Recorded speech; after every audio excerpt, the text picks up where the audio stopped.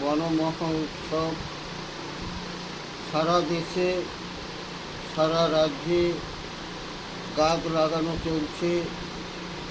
মাননীয় মুখ্যমন্ত্রী মমতা বন্দ্যোপাধ্যায়ের অনুপ্রেরণায় আমাদের এই বাংলা, রূপসী বাংলা সবুজে সবুজ হয়ে উঠবে। আগামী প্রজন্মের মানুষের কাছে অনস্বীকার্য।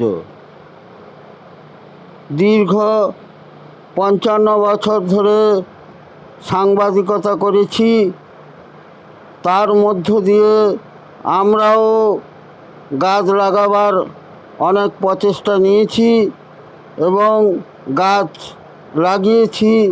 গাছ মানুষের প্রাণ, গাছ মানুষের জীবন। আমরা চাই প্রতিটি নাগরিক গাছ না কেটে গাছ আরও বেশি বেশি করে লাগিয়ে আমার এই বাংলা এবং আমার এই দেশকে সবুজে সবুজে ভরে তুলুক, এটা আমি চাই। আমার নাম ফণীভূষণ পাত্র।